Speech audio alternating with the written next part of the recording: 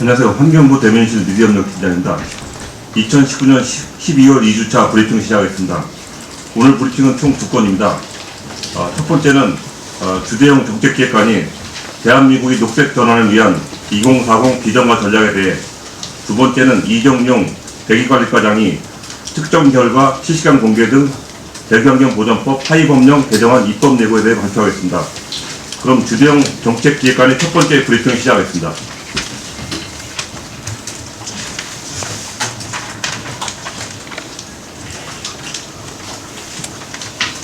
제5차 국가환경종합계획이 오늘 개최된 국무회의에서 심의 의결되었습니다. 본 계획은 2020년부터 40년까지의 국가환경관리를 위한 기장과 장기 전략을 담고 있는 환경 분야의 최상위 법정 계획입니다. 이 계획에 따라 환경부가 소관하는 48개의 법정 환경계획과 물론 각 부처의 환경정책 그리고 각급 지자체의 환경보전 계획의 방향성을 제시하는 역할을 하게 됩니다. 기존에 제4차 국가환경종합계획이 있었습니다만 이번에 새롭게 5차 계획을 수립한 배경을 설명드리도록 하겠습니다. 기존의 국가환경종합계획은 국토계획 등 타 계획과의 정합성, 지자체 환경계획과의 연계성 등의 일정 부분 아쉬움이 있었습니다. 이에 따라서 정부는 환경 국토계획 통합관리를 국정과제로 삼아 그동안 공동훈령을 제정하는 등 통합관리 제도를 도입한 바 있으며, 이러한 제도 도입에 따라 이번에 양 부처에서 종합계획을 마련하게 된 것입니다. 아울러 각 양 부처 종합계획의 계획 시기를 조정하게 되었습니다. 아울러서 국가물관리체계의 대폭적인 개편, 환경정책기본법에 환경정의 조항이 신설되는 등 중요하게 바뀐 여건 변화에도 대응할 필요가 있었습니다. 다음 쪽입니다. 이번 5차 계획의 특징을 4가지로 요약을 하면, 첫째, 국민 참여와 소통, 둘째, 국토계획과의 연계성, 셋째, 녹색 전환, 그리고 최초의 공간 환경 전략, 이렇게 요약을 해드릴 수 있습니다. 먼저 시민사회, 지자체 전문가 등 광범위한 이해 관계자의 소통이 있었습니다만, 특히 미래 세대를 포함한 108명의 국민 참여단을 결성하여 국민이 직접 계획 수립에 참여할 수 있도록 하였고, 이를 통해서 플라스틱 중독 사회의 탈피와 같은 전향적인 목소리를 계획에 반영할 수 있었습니다. 둘째, 국토계획과의 연계성 강화입니다. 앞서 말씀드린 것처럼 두 계획의 계획 기간이 2020년부터 40년까지로 일치되었습니다. 둘째, 인구 구조의 변화나 경제 성장, 신기술과 같은 미래 전망을 함께 공유를 하였습니다. 아울러서 밑에 그림에서 보시는 것처럼 국토환경통합기본구상이라는 국토부의 어떤 국토구상과 환경부의 환경구상을 합치시킨 기본구상을 마련하였고요. 이에 따라서 5가지 정책 방향을 공유하게 됐습니다. 앞에 표에 보시는 것처럼 인구 감소 시대에 대응한 공간 개편, 국토 환경의 연결성 강화, 기후변화 대응, 첨단 기술의 활용, 그리고 남북 국제협력 강화 등이 함께 저희가 공유하고 있는 정책 방향이 되겠습니다. 세 번째는 녹색 전환입니다. 기후위기, 생물 멸종 등 환경 위기에 대한 인류 책임이 날로 커져가고 있고요. 이에 따른 전 지구적인 녹색 전환의 요청이 강화되고 있습니다. 이러한 예측에 기반하여 이번 계획에서는 탈석탄 사회의 전환, 자동차 탈내연기관화, 탈플라스틱화와 같은 전향적인 녹색 정책을 첨언하게 되었습니다. 다음 쪽입니다. 넷째로는 전 국토와 6대 권역별 공간 환경 전략을 최초로 제시를 하였습니다. 국토 공간 환경 전략으로는 생태 녹지축과 연안 수계축으로 구성된 국토 생태축 개념을 확립하였습니다. 또한 6개 권역을 설정하고 각 권역별 생태, 환경질, 기후 회복력 측면에서의 주요한 맞춤형 정책 방향 전략을 제시하고 있습니다. 다음 쪽입니다. 5차 종합계획의 비전체계도입니다. 이번 계획은 국민 참여의 정신, 지속가능 발전의 원리, 그리고 2040년 환경 분야 선진국가라는 미래상을 담아 국민과 함께 여는 지속가능한 생태국가라는 비전을 제시하고 있는데요. 녹색 환경, 행복 환경, 스마트 환경이라는 3대 목표를 설정하였고, 이를 달성하기 위해서 7개 분야별 핵심 전략을 보신 것처럼 제시하였습니다. 이어서 각 정책 핵심 전략을 설명드리도록 하겠습니다. 첫째 전략은 국토 생태 용량을 확대하는 것입니다. 국토 생태축의 훼손 단절된 곳을 복원하여 연결성을 강화하는 한편 유휴, 해 부지에 대한 적극적인 생태 복원을 통해 국토 생태 용량을 확장해 나가겠습니다. 특히 중요한 부분들은 인구 감소에 대응하여 도시를 압축적 공간으로 재편하겠다는 방향을 함께 공유하면서, 그리고 이로 인해서 생기는 공간을 재자연화하는 전략을 추진하는 것입니다. 인구 감소 시대를 대비한 최초의 환경 계획이라는 의미로 아울러 가지고 있습니다. 이 확장된 생태 용량을 바탕으로 생태계가 우수한 지역에 대해서는 생태 관광, 생태 휴양 치료 등 생태 서비스 산업을 활성화하기 위한 정책을 추진하도록 되었습니다. 두 번째 전략은 물을 통합적으로 관리하는 것입니다. 수량, 수질, 수생태계, 수해 방지 등 물관리 전 분야를 통합 연계하여 관리하는 체계를 확립을 하도록 하겠습니다. 기존의 중앙 중심의 물 정책을 유역 기반의 거버넌스 체계로 전환하여 확립하도록 하겠습니다. 유역 단위의 물관리는 각기 중권역, 소권역 단위의 지역 특성에 맞는 관리 정책을 추진하도록 하겠습니다. 미세 플라스틱 등 유해 물질 관리를 강화하는 한편 노후 시설을 정비하여 먹는 물의 안전성을 한층 강화하도록 하겠습니다. 세 번째 전략은 환경 위해로부터 국민 건강을 보호하는 것입니다. 석탄 발전소의 신규 건설을 중단하고 기존 시설에 대한 과감한 추가적 감축을 추진하겠습니다. 궁극적으로 탈석탄 사회로의 전환을 위해 탈석탄 로드맵에 대한 사회적 대화를 추진할 계획입니다. 2040년까지 초미세먼지 농도를 세계보건기구 권고 수준으로 저감하기 위해 석탄 발전소의 감축과 친환경 연료의 전환 등 관련 정책을 강화하여 추진하도록 하겠습니다. 2040년까지 유통되고 있는 화학물질에 대한 유해성 정보를 100% 확보하도록 하겠습니다. 네 번째 전략입니다. 기후 위기를 극복하고 저탄소 사회를 조성하겠습니다. 2040년까지 전기 수소차 판매율을 80%까지 끌어올리기 위해 배출 기준과 연비 기준을 강화하는 한편 친환경 자동차 보급 목표제를 단계적으로 강화하도록 하겠습니다. 아울러 자동차 탈내연기관화 로드맵 수립을 위한 사회적 대화를 추진하겠습니다. 도시 재생 뉴딜, 물순환 도시, 녹지 확충 등 그린 인프라 구축을 통해 기후 탄력 도시를 실현하도록 하겠습니다. 다음 전략 다섯 번째입니다. 모두를 포용하는 환경 정의를 실현하겠습니다. 환경 부정의 빅데이터를 확보를 해서 난개발 지역이나 유해물질 고배출 지역과 같은 그런 환경 불평등 지역에 대한 진단을 강화하고 공간적, 계층적 불평등 요소를 개선 사업을 통해 적극 해소해 나가도록 하겠습니다.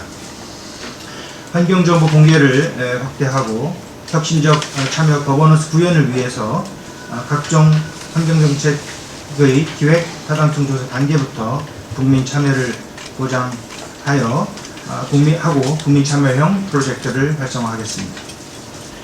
전략 6번째는 녹색 순환 경제로의 전환을 가속화하는 것입니다.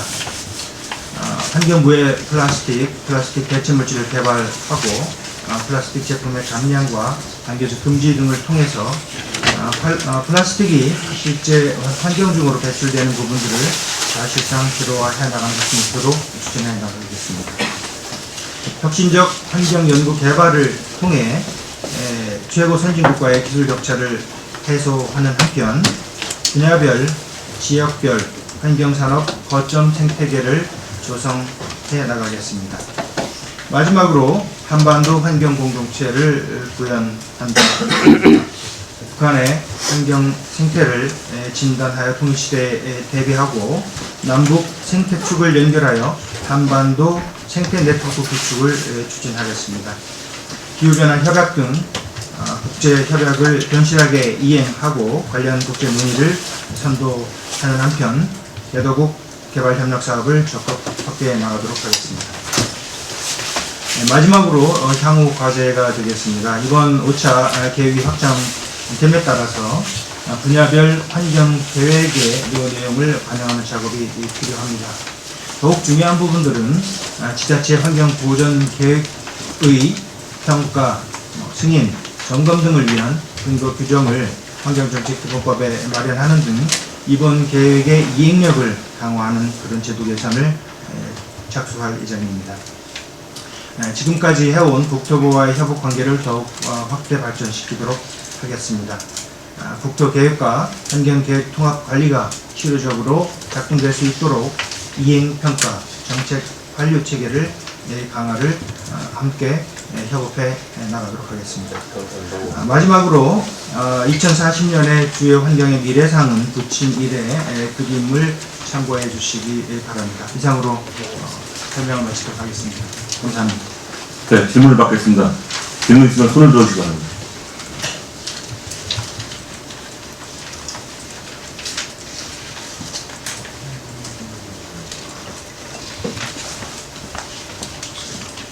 조선일보 김영희 기자입니다. 미세먼지 목표치가 2040년까지 10마이크로그램으로 당초 발표됐던 2030년 목표치보다 강화된 것 같은데요. 이걸 위해서 구체적인 안 같은 경우는 언제까지 새로운 계획안이 좀 나오는 건지, 아니면 일단 장기적인 목표니까 목표치만 제시하시고 구체적인 계획안은 따로 예상된 게 없는지 궁금합니다. 미세먼지 관련해서는 지금 이제 환경기준 15로 저희 얼마 전에 강화를 했던 부분들을 아울러서 WHO 기준까지 강화하는 부분을 추진하는 한편 환경 기준을 달성하기 위한 여러 가지 정책 수단을 강화해 나가도록 하겠습니다. 구체적인 부분들은 앞서 말씀드린 것처럼 이번 계획이 48개 환경 분야 법정 계획의 어떤 방향성을 제시하는 부분들이기 때문에 구체적인 내용을 담아서 추진할 수 있을 텐데요. 앞서 말씀드린 것처럼 그 탈석탄 사회로의 전환과 또 그 자동차 탈 내연 기관화 이런 정책들을 저희가 야심차게 또 내실 있게 추진이 된다면 이런 장기적인 목표를 달성하는 그런 기반이 될 것이라고 생각합니다.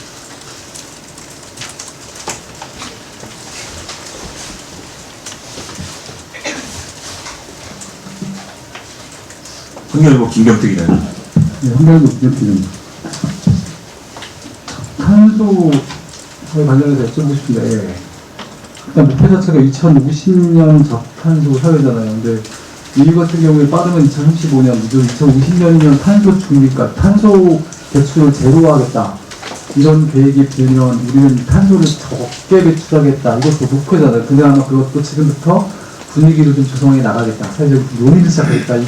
굉장히 약하잖아요. 그런데 안 그래도 지금 우리나라가 그리고 앞당기하는 소리를 듣고 있는데 이 정도 계획을 가지고 국제사회의 설득력을 얻을 수 있을까 저는 좀 부정적인 생각이 많이 드는데, 그리고 두 번째는 이거 관련해서 기후환경 위기 극복으로 내세운 게 전기차 수요자 판매를 높이겠다 이건데 이거밖에 없어요. 이거 가지고 되겠어요. 근데 산업계가 절대적인 비율을 차지하고 있잖아요. 이 온실가스 배출에 있어서. 근데 전기차하고 수소차 이걸 가지고 보급을 높인다고 해서 얼마나 온실가스가 줄어들겠냐. 사실 전기차 같은 경우는 아시겠지만 그 온실가스나 미세먼지나 이런 거 기여하는 비율이 그 가동비가 굉장히 낮잖아요. 그 들은 돈 많은 데 비해서 미세먼지나 온실가스를 줄어드는 비율이 적기 때문에 굉장히 비효율적인 방법이다라고 굉장히 지적을 많이 받는 방법도 있잖아요. 근데 그럼에도 불구하고 여기서 내리는 건 그거밖에 없으니까 이거 갖고 되겠냐 싶은 거죠. 두 가지를 좀 말씀드리도록 하겠습니다.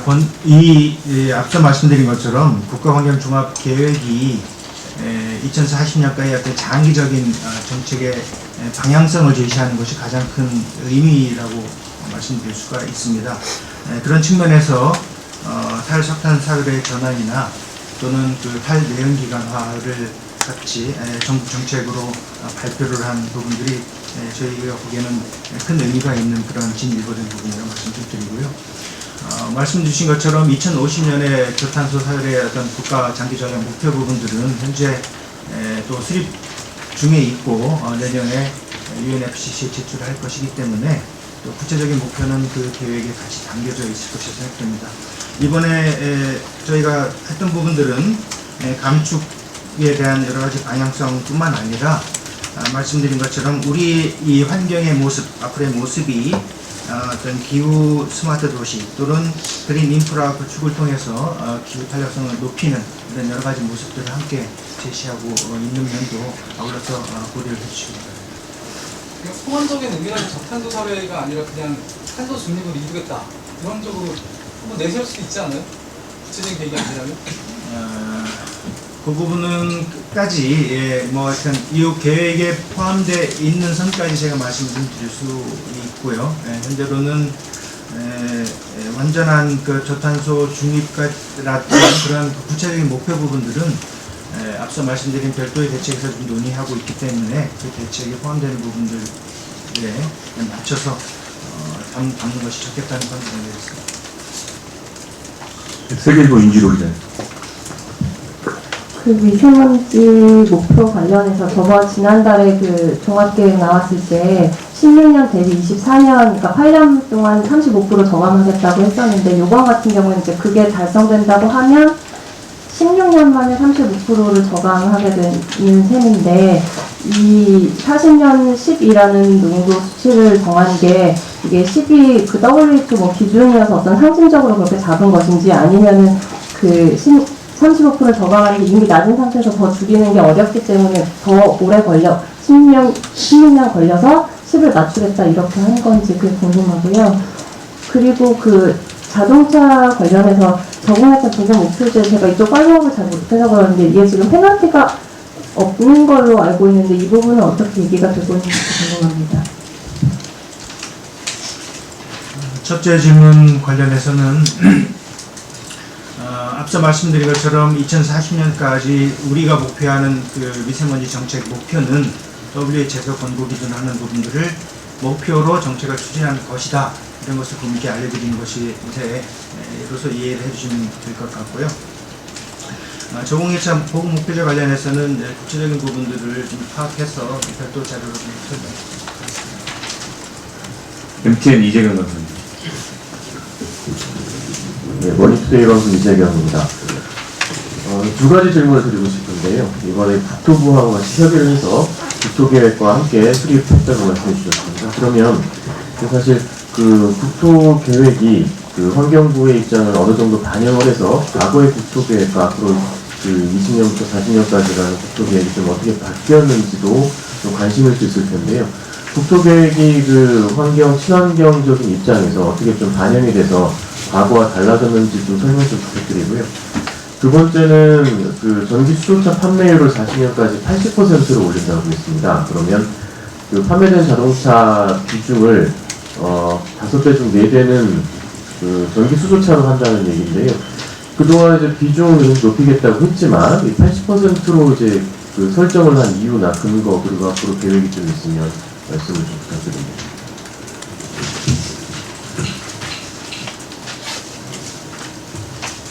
첫 번째 질문 관련해서는 보도자료에 중간중간 내용이 좀 포함되어 있는데 제가 설명을 좀 드리고 부족한 부분들은 우리 담당 과장이나 또 KIA에서 연구를 집행하신 박사님께서 설명을 드리도록 하겠습니다. 기본적으로 보좌료 두 번째 나오는 국토환경통합기본구상의 생태축에 대해서도 국토부가 같이 국토계획에 포함을 시키고 있고요. 그 표에 있는 5가지 내용도 마찬가지로 국토계획에 포함되어 있습니다. 예를 들면 예를 들어서 인구가 감소되고 전국적인 인구 분포가 재편성됐을 경우에 저밀도 개발을 하는 방안도 있겠지만 일정 부분 고밀도 개발을 하고 유유부지를 친환경적으로 생산하는 형태로의 앞으로의 국토 계획들을 세울 수 있지 않겠습니까? 그러니까 후자로 환경부와 국토부가 같이 앞으로 국토 계획과 환경 계획을 나가기로 합의를 했다는 부분이고요. 그게 이제 그 5쪽에 있는 스마트 축소와 대자연화 개념 같은 것이 그런 예시가 될 것입니다. 추가적인 부분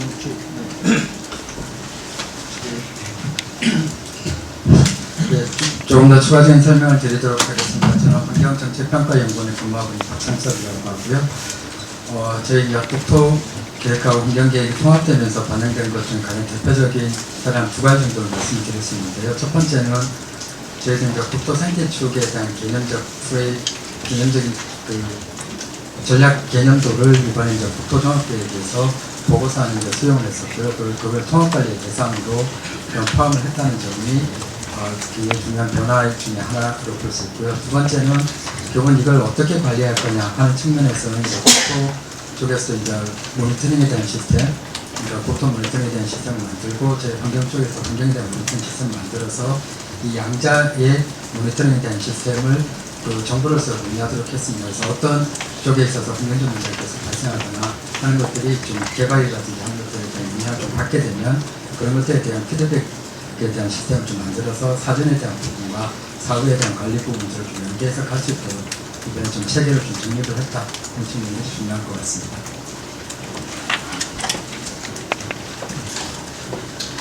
전기 수소차 보급 목표율 관련된 부분들은 저희가 정책 방향을 탈내연 기관화를 증명을 했습니다만 특정 분야의 자동차 같은 경우에는 불가피하게 내연 기관을 조금 더 쓸 가능성도 필요도 있기 때문에 그런 요소들을 좀 고려할 때 사실상 80% 수준의 전기 수소차를 보급한다면 탈내연기관화라는 방향성을 달성한 것이 아직 의미 있느냐 이런 형태의 어떤 목표를 제시한 것을 이해해 주시면 되겠습니다. 가능할까요?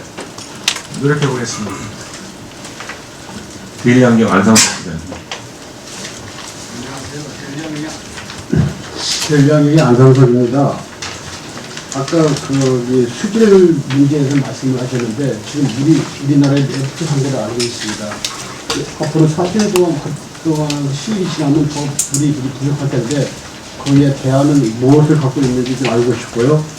또 두 번째는 아까 플라스틱 말씀을 하셨는데 현재의 비닐봉투를 아주 매우 많이 쓰고 있는 걸로 알고 있습니다. 거기에 대해서 정부에서는 대책이 어떤 준비를 하고 있으며 국민들한테 어떻게 홍보를 하고 있는지 거기에 대해서 알고 싶습니다. 이상입니다.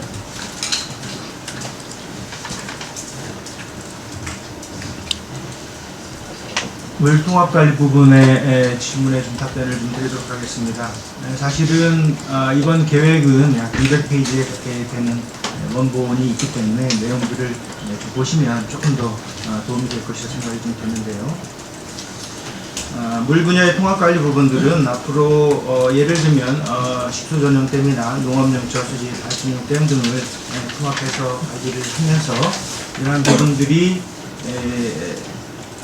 하고 앞서 말씀드린 것처럼 하수 재활용 확대 등을 통해서 기존에 우리가 보유하고 있는 수자원을 적재적소에 활용하는 부분들을 좀 제시하고 있습니다. 두 번째는 앞으로 지방 상수도나 광역 상수도의 개념보다는 각 지역에 이런 상수도를 보급하는 기존의 시설을 최적화하는 부분으로 추진을 해 나간다면 기존에 가지고 있는 그런 가용 수자원으로 충분한 부분들이 있을 거라 생각되고요.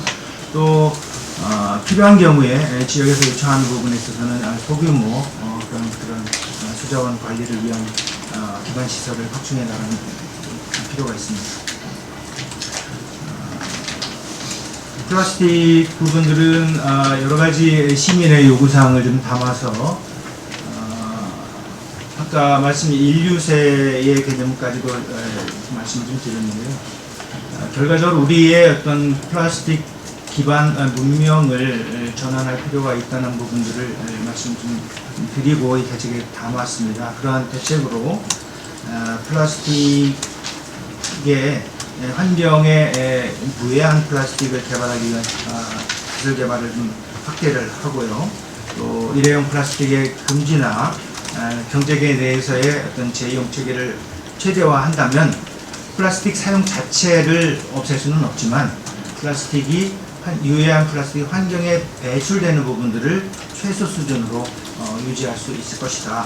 그렇게 되면 플라스틱이 주는 인체나 환경의 위해성이 최소화될 것이다. 이렇게 생각을 하고 탈플라스틱 사회의 전환이라는 부분을 정책 방향으로 설정한 것입니다.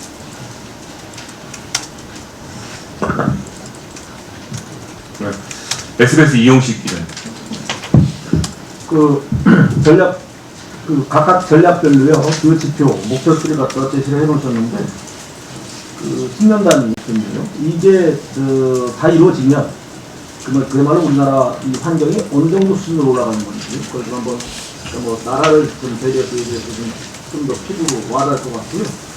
그리고 이런 목표치라고, 기업가들 강조를 하시는데, 그냥 목표에 그치면 안 될 것 같고요. 어쨌든 이건 꼭 이뤄냈으면 좋겠다는 열망이 좀 있는데, 그걸 이뤄낼 수 있도록 중간중간 점검이랄까, 이행 점검이랄까, 이런 부분들은 어떤 게 갖고 있는지 궁금하고요.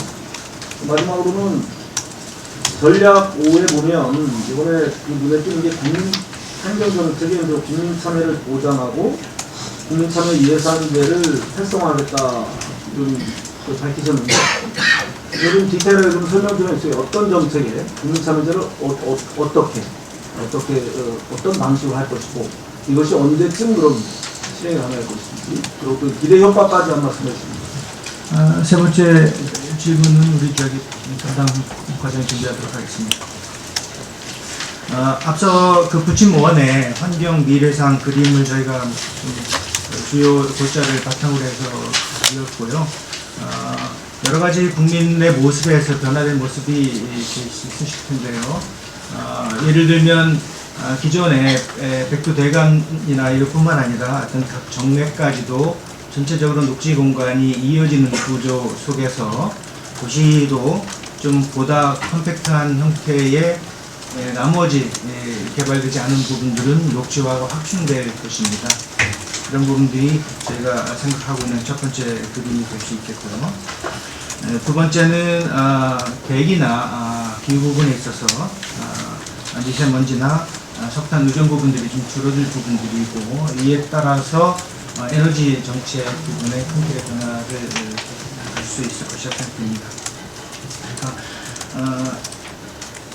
이 계획이 어떻게 보면 좀 장기적인 국민께 드리는 미래 청사진이고요. 이 부분들을 실제적으로 달성해 나가는 것이 굉장히 좀 중요한데, 앞서 말씀드린 것처럼 구체화시키는 작업들은 환경부의 48개 법정 계획들이 있습니다. 이 계획들을 하나하나 세부적으로 블록화해서 이행 정책을 강화할 필요가 있고요. 두 번째는 중앙정부와의 계획이고, 가장 중요한 부분은 결국은 국토계획, 도시계획과의 연계성을 확보하는 것이 될 것입니다. 그 도시계획과의 연계성은 지자체 단위에서까지 환경계획과 지자체의 도시계획이 연결됨으로써 실현될 수 있을 것이라고 생각이 되고요. 이렇게 하기 위해서 지금까지는 국토부하고 이런 계획 수립 협의회를 차관급으로 두었는데, 앞으로는 계획 이행 관련된 협의체를 다시 만들어서 추진할 계획이라고 생각됩니다. 이 부분도 추가적인 부분들을 우리 좀 담당 과장님 설명을 좀 드리도록 하겠습니다. 좀 약점 부분들은 지자체에서 환경계획을 이렇게 좀 담아주는 부분들에 대한 추동력이 좀 약합니다. 앞서 말씀드린 것처럼 이런 이행 점검이나 지자체 환경계획을 승인하는 제도, 이런 것들을 환경정책 기본법을 개정해서 담아낼 생각을 가지고 있습니다. 김경 과장님 이행 대책부터 측면 설명을 해주시고요. 김 과장이 세 번째 질문입니다. 네, 국토환경정책과장 김은경입니다.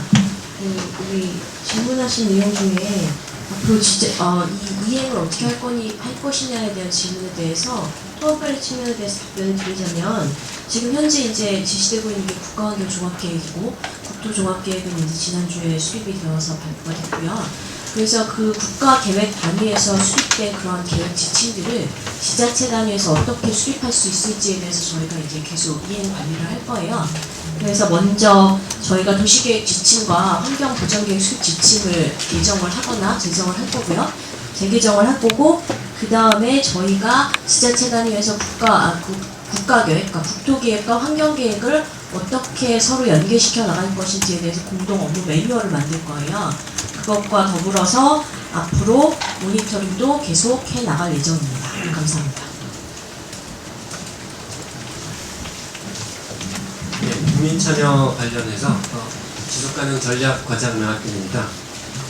국민참여는 예를 들자면 저희가 이번에 이 제5차 국가환경종합계획을 수립하는 데 있어서도 국민참여단을 조직을 해서 그분들 의견을 초기 단계부터 들었습니다. 그러니까 이런 형태, 그 다음에 올해 초에 대국민 업무 보고회를 하면서 페이스북 라이브를 통해서 국민들께서 실시간으로 접속을 하셔서 의견을 주신 것들을 저희가 다 시국에 전달을 하고, 이런 형태로 좀 국민 참여를 좀 더 생동감 있게, 과거에는 공청회 거치는 걸로 좀 퉁쳤다면 이번 지금부터는 좀 그렇게 하고 있다는 말씀을 드리고, 그런 부분을 조금 확대해 나가겠다는 말씀을 드리고, 국민 참여 예산제 같은 경우에는 이미 문재인 정부에서 일정 부분 지금 텃발을 떼고 있습니다. 환경부 같은 경우에도 전체 예산에서 일정 부분은 국민 참여 예산제로 확보를 하고, 국민이 제한한 예산에 대해서 이게 과연 사업화가 가능한지에 대해서 우리 예산 프로세스에서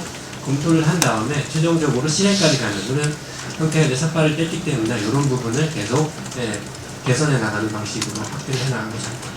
하나 더 좀 추가 질문드리면요.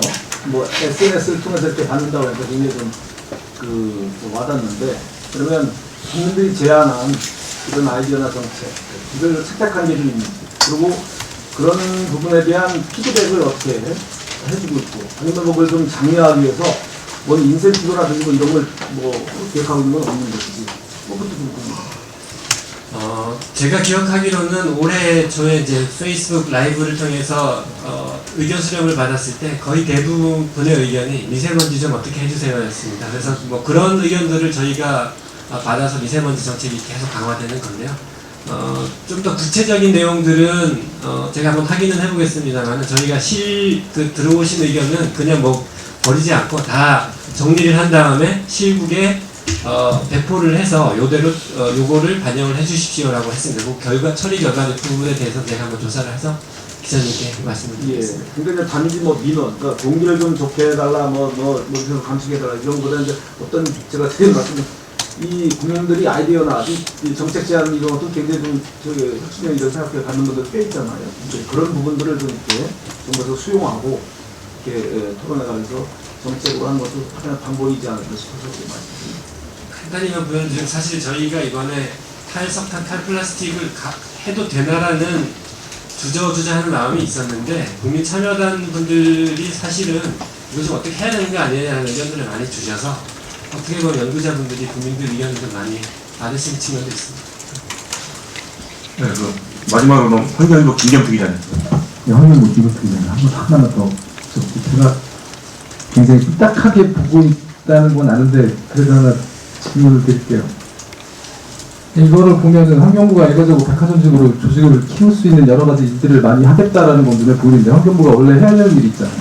환경부가 브레이크 역할을 해야 되는데, 그거 못해가지고 다재강이 그렇게 된 거고, 다재강 사업에서 배운 게 있다면 다시는 그런 일이 생기지 않도록 하기 위해서는 뭔가 바꿔야 되잖아요. 근데 지금 국토 계획하고 같이 하겠다, 이걸 더 잘해보겠다. 근데 나쁘게 말하면 이건 더 야합을 하겠다, 이런 얘기밖에 안 되는 거냐. 이 계획의 문제라는 게, 정부가 개발 계획을 수립을 하고 정부가 개발 계획을 수립한 주체이면서 근데 이걸 평가를 하고 있잖아요. 그러다 보니까 4대강 사업 같은 게 굉장히 부실평가가 된 거고, 지금 그거에 대해서 국토 모니터링을 하겠다 이렇게 하는 거고, 그렇다면 그 독립성을 막 보장할 수 있는 방안을 좀 생각해 보든가, 아니면 교육학과를 제대로 할 수 있는 거, 원래 환경부가 했어야 되는 일, 해야 되는 일, 가장 중요한 일.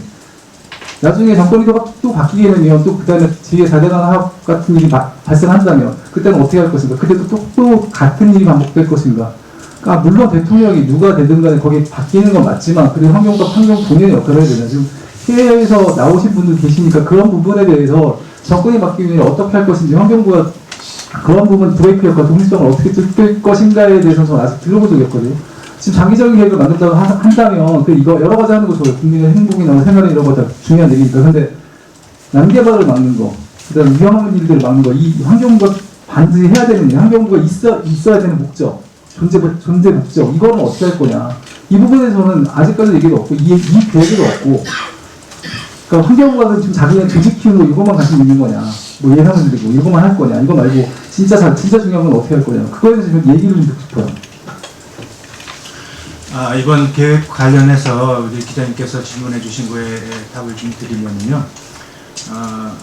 지금까지가 예를 들어서 국토부가 하는 개발 사업을 환경부가 사후적으로 견제를 하고 하는 방식이었다면, 앞서 말씀드린 것처럼 국토부의 국토이용 계획의 방향과 환경부의 환경보전 방향이 서로 일치된다면 오히려 그 예방적인 효과가 생기는 거거든요. 아까 설명드린 것처럼 지자체 단위에서 어떤 국토계획이나 도시계획을 설정하는 데 있어서의 어떤 조닝이나 어떤 오염물질의 입지나 또는 그 녹지 공간의 연결, 이런 부분들이 같이 된다면 환경과 브레이크 걸 일이 뭐가 있겠습니까? 이래서 이번 정부서부터는 이런 국토정책과 환경정책을 같이 일치시켜 나간다면 사후적인 브레이크가 아니라 오히려 국민들께 훨씬 큰 편익을 드리는 환경정책의 대전환을 이뤄내는 것이다. 이런 형태로 이해를 해주시면 되겠고요. 그것이 이번 계획의 가장 큰 그런 좀 본질적인 특징 내지는 주안점입니다. 자, 그럼 이어서 이정용 대기과장의 두 번째 브리핑 시작하겠습니다. 네, 감사합니다.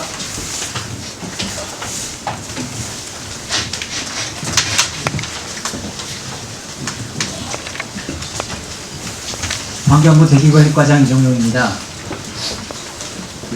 내일부터 입법 예고되는 대기환경보전법 하위법령 개정안에 대해서 말씀을 드리겠습니다.